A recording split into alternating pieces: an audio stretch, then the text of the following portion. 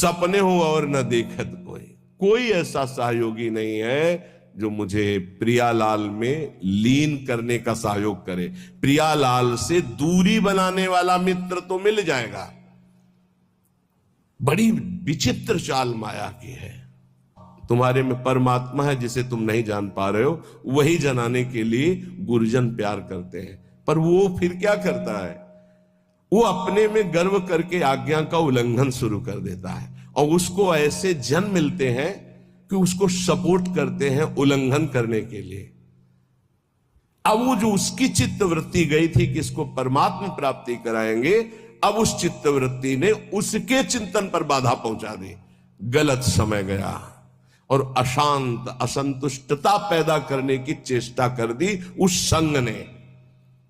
इसलिए साधु को, साधक को, भक्त को सदैव असंगता पर ध्यान देना चाहिए। या तो सुलझा हुआ व्यक्तित्व साधुता का, उसका संग, तद्व्रतेषु जो भगवत प्राप्ति करना ही चाहता है ऐसे का संग, अन्यथा सर्वात्मना न विसजित बहिरिंद्रियाणि एकश्चरण। एकश्चरण, कभी सपन में भी ये न सोच ले कि मेरा परमार्थ का कोई सहयोगी हो जाएगा।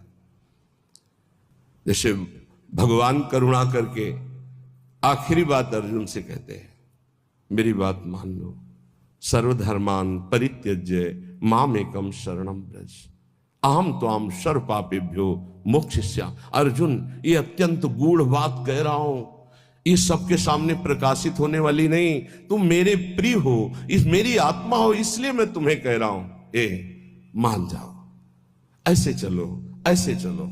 तब तुम्हें पश्चाताप होगा जब अटैची तैयार करोगे और सामने से ट्रेन छूट गई। ये एक ही बार ट्रेन मिलती है जीवन में, परम पद के लिए एक ही ट्रेन है, सद्गुरुदेव की कृपा।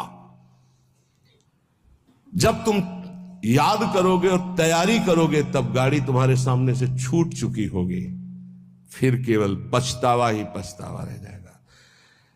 एक हवा आती है जैसे अभी चली है, मान लो हमारी बात मान लो, हम खोल के कह रहे हैं, खुला कह रहे हैं, ये हवा आई है तुम्हारे कल्याण के लिए। ये केवल हवा है, अनुग्रह की वायु है, अनुग्रह की वायु, केवल कृपा वायु। जो इस वायु में पड़ जाएगा वो निकल जाएगा, और ये ज्यादा दिन के लिए अनुग्रह वायु नहीं होती। जैसे पछियाव चला, उसका अलग प्रभाव, पश्चिम की वायु चली, उत्तर की वायु चली, दक्षिण की, हर वायु का अपना प्रभाव है। ये अनुग्रह वायु है, ज्यादा दिन नहीं रहती अनुग्रह वायु, ये ध्यान रखना।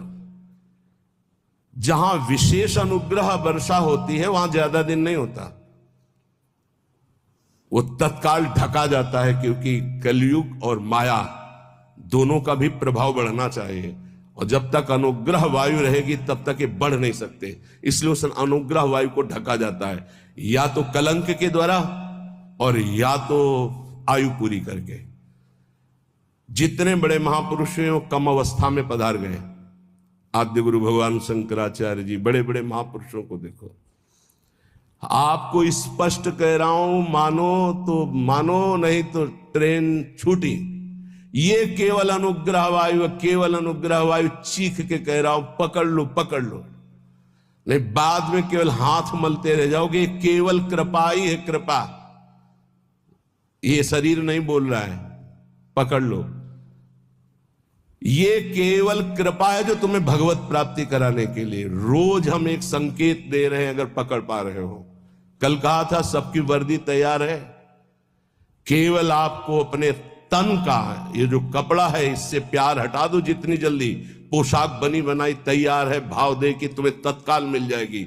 गुरु प्रसाद से नाम लिख चुका है, पोशाक नप चुकी, बन चुकी है, बस इंतजार तुम्हारे इस शरीर रूपी वस्त्र के राग का त्याग करने का है, और उसकी तैयारी हो रही है। उसकी तैयारी तुम केवल सहयोग कर दो। लेकिन नहीं, ये मलिन मन, ये मलिन इंद्रियां बस इसी शरीर को मैं मानकर भोगों में सुख के लिए, वो इसी से प्यार, इसीलिए बहुत दूर नगरी नजर आ रही नहीं, बहुत नजदीक दिखाई दे रही है। बहुत कम समय के लिए अवसर मिला है, जिसे तुम वर्षों मान रहे हो, ऐसे चले गए, ऐसे चले गए। इसलिए बहुत सावधान होकर जो सत्संग सुन रहे हो, कर लो भगवत प्राप्ति। तैयार केवल तुम्हें होना है भगवत प्राप्ति, तो इष्ट और गुरु कराएंगे। केवल तैयारी तुम्हारी है। अगर चूक कर गए, आपसे सच्ची कह रहे हैं, इस समय इसमें कोई जीवात्मा नहीं बोल रही। तुम ये बात समझ लेना। जैसे भूत का आवेश होता है ना, तो झाड़ने वाला कहता है ये भूत बोल रहा है।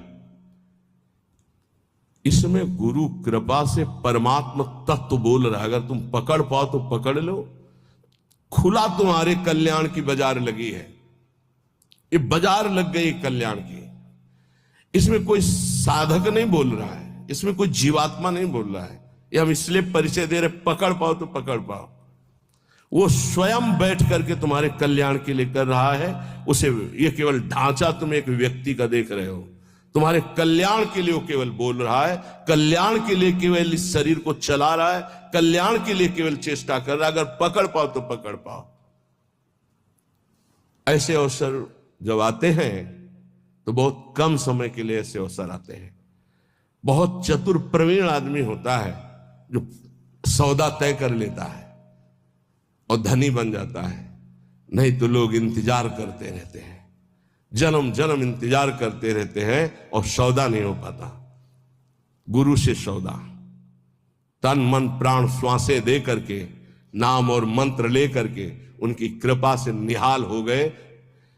आज तक जिसने सौदा किया, लेकिन सौदा कोई बिरला ये कर पाता है। तन मन प्राण श्वासें गुरुदेव को दे दिया उनकी आज्ञा पर, और नाम मंत्र ले लिया, उसके प्रभाव से भगवदानंद में डूब गया। नहीं समझ में आएगा, नहीं समझ में आएगा। केवल गुरु आज्ञा का पालन करके भगवत प्राप्ति से ही गुरु ऋण से उऋण हो सकते हो। अन्यथा किसी और वैभव से या और किसी तपस्या से गुरु ऋण से नहीं उऋण हुआ जा सकता। मातृ ऋण, पितृ ऋण और ऋषि ऋण सबसे उऋण हो सकते हो, गुरु ऋण से नहीं। गुरु ऋण से सिर्फ भगवत प्राप्ति से उऋण हुआ जा सकता है। ये लिफाफा रखने से, ये नाना प्रकार की भोग सामग्री देने से तुम गुरु दीक्षा का दक्षिणा नहीं दे सकते हो। ये दक्षिणा हम बोले राधा श्री कृष्ण बिक जाए तो भी इसकी कीमत नहीं दे सकते हैं। वो कह रहे हैं आधा नाम ही मुझे खरीदने के लिए पर्याप्त है, पूरा धा बोलना तो बहुत बड़ी बात है। श्वास, प्राण, मन, तन समर्पित गुरु को, उनकी आज्ञा पर कर्तव्य कर्म करना। मन समर्पित गुरु को आराध्य देव के नाम मंत्र और उनकी लीला चिंतन में लगाना। श्वास कोई खाली ना जाए, ये भेंट गुरुदेव को। तन मन प्राण कहते श्वासों को ही। अगर तन मन प्राण समर्पित हो गया तो सौदा पक्का। वो तुम्हारे अंदर है, किसी साधना से वो बढ़ता या घटता नहीं है। असाधन से घटता नहीं, साधना से बढ़ता नहीं है। ये अज्ञानी जीव नहीं समझ पा रहे। साधन से वो बढ़ता नहीं है, असाधन से घटता नहीं है।